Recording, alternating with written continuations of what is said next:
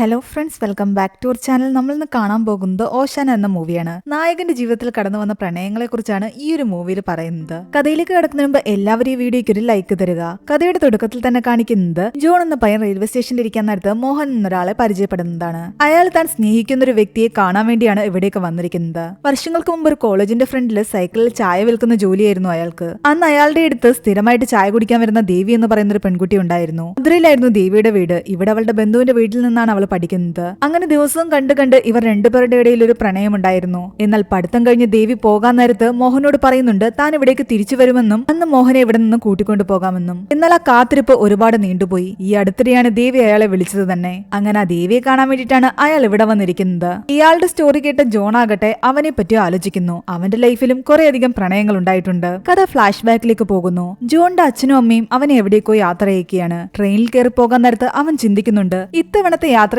അവന് വലിയ വിഷമമൊന്നും തന്നെയില്ല. കാരണം ഇവൻ ഇവിടേക്ക് വരുന്നതിന് മുമ്പ് പള്ളിയിൽ വെച്ചൊരു പെൺകുട്ടിയെ കണ്ടിരുന്നു. അവളെ ഇനിയും കാണാൻ പറ്റുമോ ഇല്ലയോ എന്നൊരു ചിന്തയിലായിരുന്നു അവൻ. അങ്ങനെ അവൻ പുണ്യാളെന്ന് വിളിക്കുന്ന അവന്റെ ഫ്രണ്ടിനെ വിളിച്ചിട്ട് ആ പെൺകുട്ടിയെ നീ പിന്നെ കണ്ടോ എന്ന് ചോദിക്കുന്നു. ഇല്ല എന്നാണ് അവൻ പറയുന്നത്. എന്തെങ്കിലും അവളെ കാണാൻ പറ്റുമെന്ന് വിചാരിച്ച് അവൻ നേരെ വന്ന് തന്റെ സീറ്റിലിരിക്കുമ്പോൾ ശരിക്കും ഞെട്ടിപ്പോയി. അവന്റെ മുന്നിലാകട്ടെ അന്ന് അവൻ പള്ളിയിൽ വെച്ച് കണ്ട അതേ പെൺകുട്ടി ഇരിക്കുന്നു. ഗൗതം മേനോൻ സിനിമയിൽ സംഭവിക്കുന്ന പോലെ തന്റെ ജീവിതത്തിലും പ്രണയം ഇവിടെ നിന്ന് തുടങ്ങുമെന്നാണ് അവൻ വിചാരിക്കുന്നത്. അവളെ തന്നെ അവൻ നോക്കിയിരിക്കുന്ന കണ്ടിട്ട് അടുത്തിരുന്ന കൊച്ചുകുട്ടി അവളോട് പറയുകയും ചെയ്യുന്നുണ്ട് ഈ ചേട്ടൻ ചേച്ചിയെ തന്നെ നോക്കുന്നെന്ന്. എന്നാൽ അവൾക്കാകട്ടെ ഇതൊന്നും തീരെ ഇഷ്ടപ്പെടുന്നുണ്ടായിരുന്നില്ല. അവളുടെ പേര് ട്രീസ എന്നാണ്. അവളെ അങ്ങനെ നോക്കിയിരിക്കും തോറും അവന്റെ ഉള്ളിൽ പ്രണയം കൂടി വരികയായിരുന്നു. എങ്ങനെയെങ്കിലും അവളെ സ്വന്തമാക്കണമെന്ന് അവന്റെ മനസ്സിൽ തോന്നാൻ തുടങ്ങി. കുറച്ചുനേരം കഴിയുമ്പോൾ അവന്റെ അടുത്ത് ആരോ വന്നിരിക്കുന്നു. അവനിങ്ങനെ അവളെ നോക്കിയിരിക്കുന്ന കണ്ടിട്ട് അയാൾ അവനോട് ചോദിക്കുന്നുണ്ട് പ്രണയമാണോ എന്ന്. അതേന്ന് അവൻ പറയുന്നു. എന്നാൽ അവൻ അയാളുടെ മുഖത്ത് നോക്കുന്ന പോലും ഉണ്ടായിരുന്നില്ല. നമുക്കൊരു സെൽഫി എടുക്കാൻ ചേട്ടാന്ന് പറഞ്ഞിട്ട് അവൻ ഫോൺ എടുത്തിട്ട് അവളുടെ ഫോട്ടോ എടുക്കുന്നു. അതെല്ലാം കഴിഞ്ഞിട്ട് അവൻ ചിരിച്ചുകൊണ്ട് നോക്കുമ്പോഴാണ് തന്റെ അടുത്തിരിക്കുന്നത് ഒരു പള്ളിയിലച്ഛനാണെന്ന് അവന് മനസ്സിലാകുന്നത്.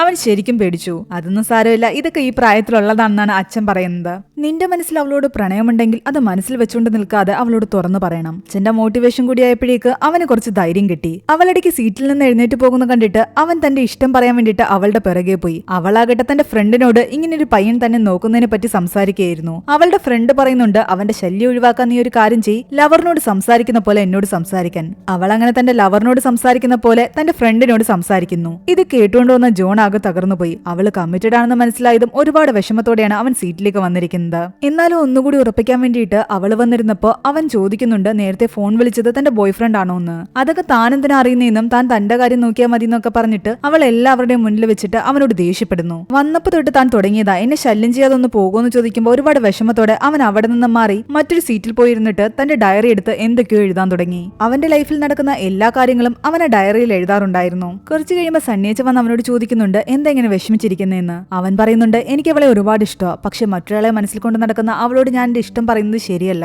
എന്നാൽ നീ വന്ന് ആഹാരം കഴിക്കുന്നു പറഞ്ഞിട്ടും അവൻ കേൾക്കുന്നില്ല. അങ്ങനെ ഒരുപാട് അച്ഛൻ നിർബന്ധിച്ചപ്പോൾ അവൻ വന്ന് ആഹാരം കഴിക്കാനിരിക്കുന്നു. കഴിക്കുന്നതിനിടെ ട്രീസ വല്ലാതെ ചുമക്കുന്ന കണ്ടിട്ട് അവൻ വെള്ളം എടുത്ത് അവളുടെ നേരെ നീട്ടി. ഇത് കണ്ടത് അവൾ ദേഷ്യത്തോടെ പറയുന്നുണ്ട് തന്നെ കൊണ്ട് ഭയങ്കര ശല്യമാണല്ലോ, താൻ ഇവിടെ നിന്നൊന്ന് പോയി തരുമോന്ന്, എനിക്ക് കുറച്ച് മനസമാധാനം വേണമെന്ന്. അതും കൂടി ആയപ്പോൾ അവൻ ഒട്ടും സഹിക്കാൻ പറ്റിയില്ല. അവൻ അവിടെ നിന്നും ഇറങ്ങി പുറത്തേക്ക് പോയി. ട്രെയിൻ നിർത്തിയിട്ടിരുന്നത് കൊണ്ട് തന്നെ അവൻ പുറത്തൊരു കടയിൽ തന്നെ നിൽക്കുകയായിരുന്നു. അവളെ ഇനി ശല്യം ചെയ്യാൻ വേണ്ടിയിട്ട് ആ ട്രെയിനിൽ കയറുന്നില്ല എന്ന് അവൻ തീരുമാനിക്കുന്നു. ട്രെയിൻ വിട്ടുപോകാൻ തുടങ്ങിയപ്പോഴാണ് ട്രീസ് ഉൾപ്പെടെ എല്ലാവരും അത് കാണുന്നത്. അവൻ കയറുന്നില്ല എന്ന് ഒരുപാട് വിഷമം തോന്നിയിട്ട് അവളും സണ്ണിയച്ചനും കൂടി ചേർന്നിട്ട് അവനെ വിളിച്ചെങ്കിലും അവൻ തിരിഞ്ഞു പോലും നോക്കിയില്ല. താൻ കാരണം അവൻ ട്രെയിൻ മിസ്സാക്കിയെന്ന് ആലോചിച്ചപ്പോൾ അവൾക്കും ആകെ വിഷമമായി. സണ്ണിയച്ചൻ അവളോട് പറയുന്നുണ്ട് അവന്റെ ഫോൺ നമ്പർ എന്തെങ്കിലും കിട്ടുമെന്നറിയാൻ അവന്റെ ബാഗ് ചെക്ക് ചെയ്യാൻ. ബാഗും ഡയറി എല്ലാം അവൻ അവിടെ വെച്ചിട്ടാണ് പോയത്. ആ ഡയറി അവളെടുത്ത് വായിക്കുന്നു. അതിലവൻ അവന്റെ ലൈഫിൽ നടന്ന കാര്യങ്ങളെല്ലാം എഴുതിയിട്ടുണ്ടായിരുന്നു. ഇനി ആ ഒരു ഫ്ലാഷ് ബാക്കിലേക്കാണ് കഥ പോകുന്നത്. +2 പഠിക്കുന്ന സമയത്ത് ജോൺ സന്ധ്യ എന്ന് പറയുന്ന ഒരു പെൺകുട്ടിയെ ഒരുപാട് ഇഷ്ടപ്പെട്ടിരുന്നു. കുറച്ച് നാളായിട്ട് തന്റെ കൂട്ടുകാരന്റെ കൂടെ ചേർന്നിട്ട് അവളോട് ഇഷ്ടം പറയാനുള്ള നടപ്പായിരുന്നു. അങ്ങനെ ഒരു ദിവസം ട്യൂഷൻ കഴിഞ്ഞ് തിരിച്ചു പോകുന്ന വഴിക്ക് അവളോട് ഇഷ്ടം പറയാൻ ധൈര്യം സംഭരിച്ചു പോയി. എന്നാൽ അവളുടെ അടുത്തെത്തിയപ്പോഴേക്കും അവന്റെ ധൈര്യം മുഴുവൻ ചോർന്നു പോയിരുന്നു. എടാ നീ അവളോട് തുറന്നു പറയാന്ന് പറഞ്ഞിട്ട് അവന്റെ കൂട്ടുകാരൻ നിർബന്ധിക്കാൻ തുടങ്ങി. അവസാനം സന്ധ്യ ചോദിക്കുന്നുണ്ട് എന്താ രണ്ടുപേരും നിന്ന് പരങ്ങുന്നേന്ന്.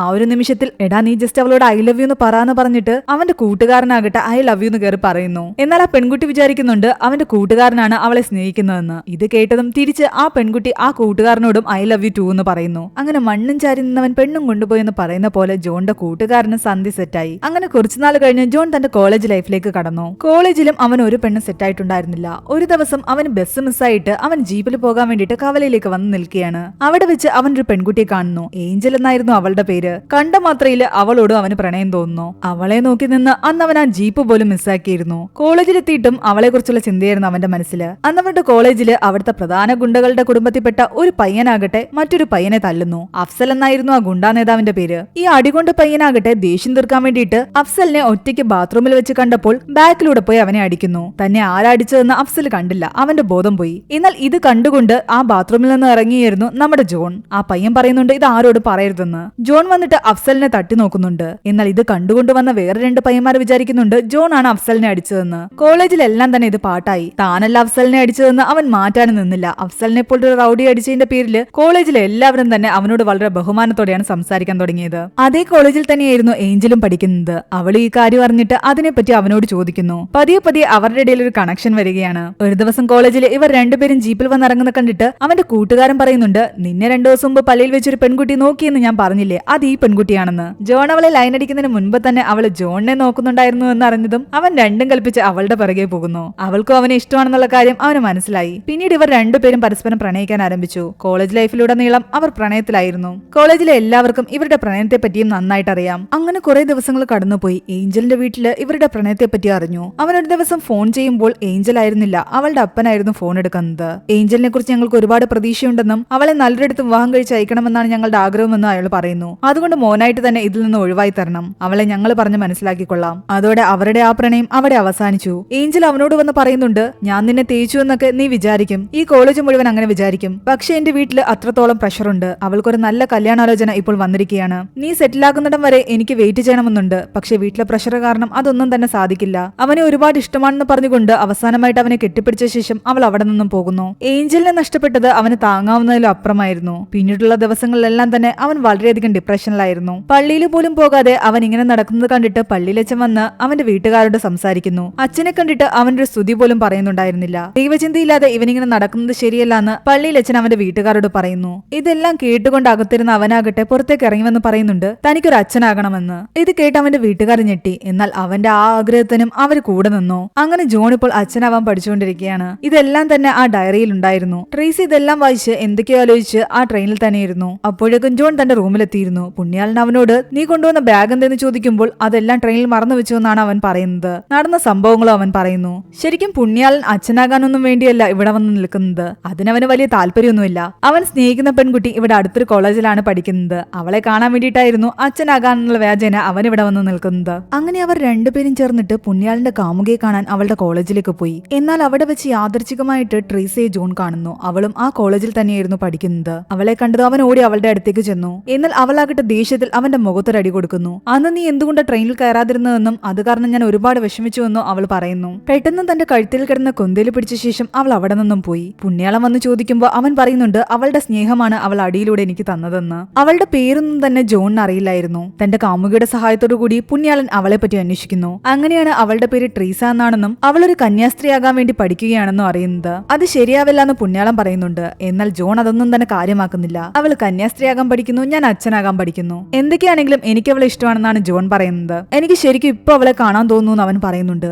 അങ്ങനെ അവർ രണ്ടുപേരും ചേർന്നിട്ട് ആരും അറിയാതെ അവിടെ നിന്ന് പുറത്തു കടന്ന് ട്രീസയുള്ള കോൺവെന്റിലേക്ക് പോകുന്നു. മതിൽ ചാടി അവൻ മുകളിലേക്ക് നോക്കുമ്പോൾ അവളുടെ റൂം കാണുന്നുണ്ട്. അവൾ ജനലിന്റെ അടുത്തിരുന്ന് എന്തോ വായിക്കുകയായിരുന്നു. അവൻ പതിയെ ജനലിന്റെ അടുത്തേക്ക് ചെന്നപ്പോൾ അവൾ തനിയെ സംസാരിക്കുന്ന അവൻ കേൾക്കുന്നുണ്ട്. ഞാൻ അവനെ ഒരുപാട് വിഷമിപ്പിച്ചു എന്നും ഞാൻ കാരണമാണ് അവൻ ട്രെയിനിൽ കയറാതിരുന്നതെന്നും ഇന്നും ഞാൻ അവനെ ഒരുപാട് വിഷമിപ്പിച്ചു, അവനെ ഞാൻ അടിക്കണ്ടായിരുന്നു എന്നൊക്കെ അവൾ തനിയിരുന്ന് പറയുന്നു. തന്നെ കുറിച്ചാണ് അവൾ ചിന്തിക്കുന്നതെന്ന് ആലോചിച്ചപ്പോൾ ജോണിന് ശരിക്കും സന്തോഷം തോന്നി. ഇടയ്ക്ക് വെള്ളം കുടിക്കാൻ അവൾ എഴുന്നേറ്റ് പോയപ്പോൾ അവനാകട്ടെ ആ ഡയറിയിൽ ഒരു കാര്യം എഴുതി വെക്കുന്നു. തിരിച്ചു വന്ന് അവളത് വായിക്കുമ്പോൾ അതിൽ എഴുതിയിരുന്നത് ഇങ്ങനെയായിരുന്നു: ഞാൻ ജനലിന്റെ അടുത്ത് നിൽപ്പുണ്ട്, താൻ പേടിക്കരുതെന്ന്. അവൾ ഞെട്ടിത്തെറിച്ച് അവിടേക്ക് നോക്കിയപ്പോഴേക്കും അവൻ മുന്നിലേക്ക് വന്ന് അവളോട് സംസാരിക്കുന്നു. താൻ പറയുന്നതെല്ലാം ഞാൻ ഇവിടെ ഇരുന്ന് കേട്ടു. എന്നെക്കുറിച്ച് ആലോചിച്ച് താൻ ഒരുപാട് വേദനിച്ചല്ലേന്ന് അവൻ ചോദിക്കുന്നു. ആർക്ക് വേദനിച്ചാലും എന്റെ കണ്ണ് നിറയുമെന്നാണ് അവൾ പറയുന്നത്. ആനന്ദിനാ വന്നെന്ന് ചോദിക്കുമ്പോൾ എന്റെ ബാഗ് എവിടെയെന്ന് അവൻ ചോദിക്കുന്നു. അത് ഞാൻ തരാമെന്ന് അവൾ പറയുന്നു. പിറ്റേന്ന് അവരുടെ കോളേജിന്റെ ഫ്രണ്ടിൽ അവൻ പോയി നിന്നെങ്കിലും അവൾ ബാഗ് കൊണ്ടു കൊടുത്തിട്ട് ഒന്നും മിണ്ടാതെ അവിടെ നിന്ന് പോയി. അവൾ അങ്ങനെ മിണ്ടാതെ പോയത് അവൻ ഒരുപാട് വിഷമമുണ്ടാക്കി. അതിനിടെ ഇവരുടെ സെമിനാരിയിലേക്ക് പുതിയൊരു അച്ഛൻ വരുന്നുണ്ട്. അത് നേരത്തെ ട്രെയിനിൽ വെച്ച് കണ്ട നമ്മുടെ സണ്ണിച്ചൻ തന്നെയായിരുന്നു.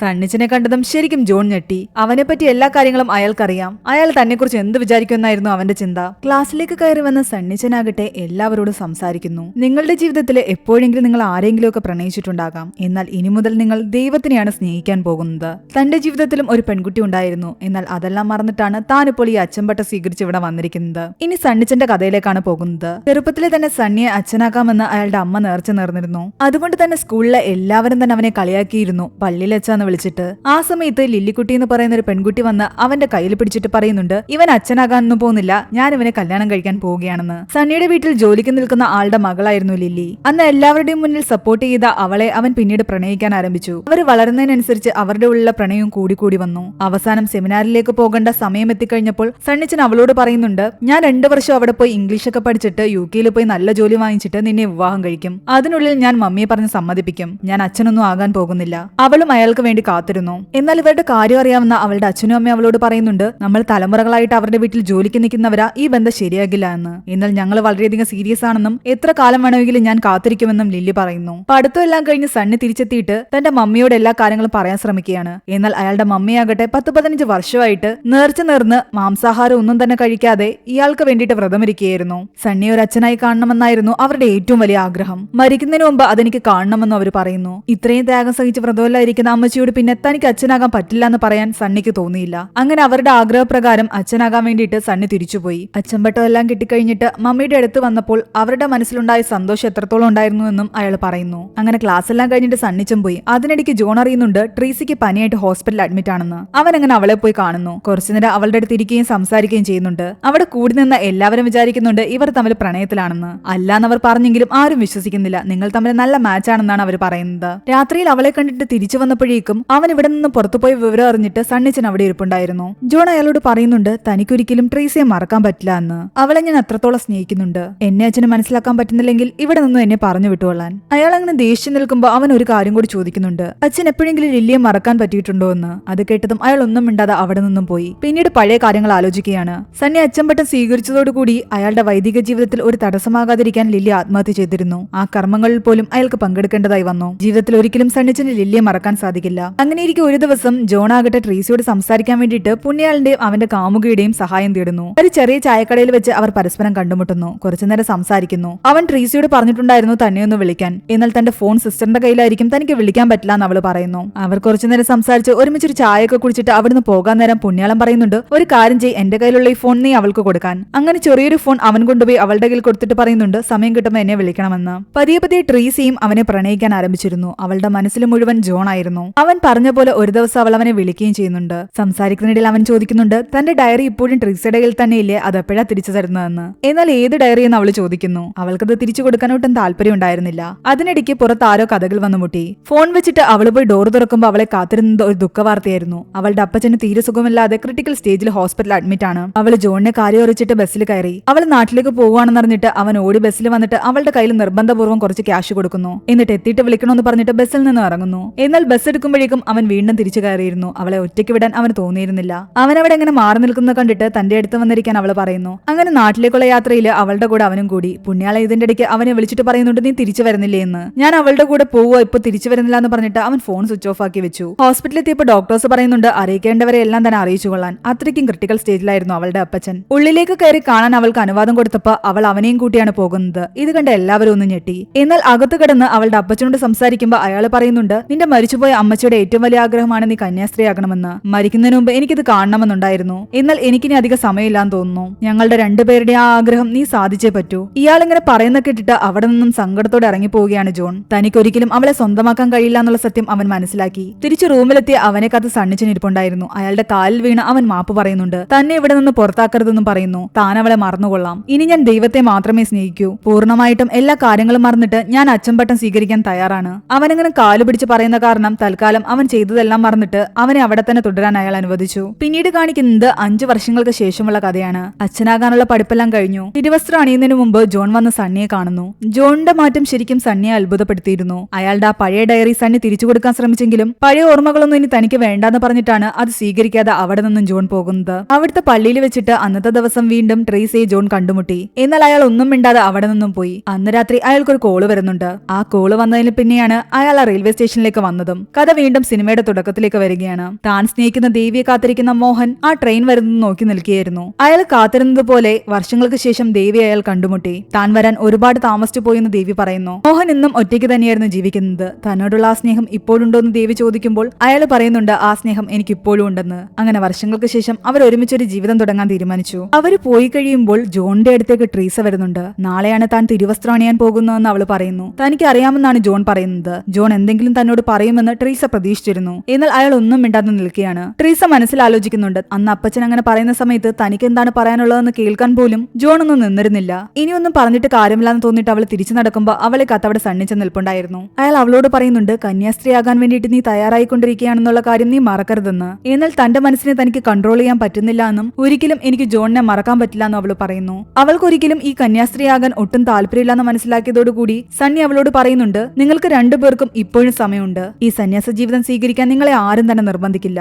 നിങ്ങൾക്ക് ഒരുമിച്ച് ജീവിക്കാനാണ് ആഗ്രഹമെങ്കിൽ അത് നിങ്ങളുടെ ഇഷ്ടം പോലെ നിങ്ങൾക്ക് ചെയ്യാം. ഒന്നുകൂടി നീ പോയി ജോണിന്റെ അടുത്ത് സംസാരിക്കാൻ പറഞ്ഞിട്ട് അവളെ ജോണിന്റെ അടുത്തേക്ക് അയാൾ പറഞ്ഞു വിടുന്നു. അങ്ങനെ ട്രീസ ജോണിന്റെ അടുത്തേക്ക് പോയിരിക്കുകയാണ്. ആ സമയത്ത് സണ്ണി ലില്ലിയെ കാണുന്നു. താനും ലില്ലിയും തൊട്ടപ്പുറത്തെ ബെഞ്ചിൽ അവരെ പോലെ തന്നെ ഇരിക്കുന്നത് പോലെ അയാൾക്ക് തോന്നുകയാണ്. ട്രീസയും ജോണും എന്തു തീരുമാനം എടുത്തു എന്നൊന്നും തന്നെ ഈ മൂവിയുടെ എൻഡിൽ നമ്മളെ കാണിക്കുന്നില്ല. അവർ രണ്ടുപേരും പരസ്പരം സംസാരിച്ച് ചിലപ്പോൾ ഒന്നാകാൻ തീരുമാനിച്ചിട്ടുണ്ടാകാം, അല്ലെങ്കിൽ രണ്ടു വഴിക്ക് തിരിഞ്ഞിട്ടുണ്ടാകാം. ആ ഒരു സീനിലാണ് ഈ ഒരു മൂവി അവസാനിക്കുന്നത്. ഈ മൂവിയുടെ സ്റ്റോറി എങ്ങനെ ഉണ്ടായിരുന്നു നിങ്ങൾ താഴെ കമന്റ് ചെയ്യുക. എക്സ്പ്ലനേഷൻ ഇഷ്ടപ്പെട്ടെങ്കിൽ നമ്മുടെ വീഡിയോ ലൈക്ക് ചെയ്യാനും ചാനൽ സബ്സ്ക്രൈബ് ചെയ്യാനും മറക്കണ്ട. മാത്രമല്ല പുതിയ മൂവീസിന്റെ കൂടുതൽ എക്സ്പ്ലനേഷൻ നമ്മൾ സെക്കൻഡ് ചാനലിൽ അപ്ലോഡ് ചെയ്തിട്ടുണ്ട്. ഇതുവരെ ഇത് കാണാത്തവർക്ക് വേണ്ടിയിട്ട് ലിങ്ക് ഞാൻ ഡിസ്ക്രിപ്ഷനിൽ കൊടുത്തിട്ടുണ്ട്.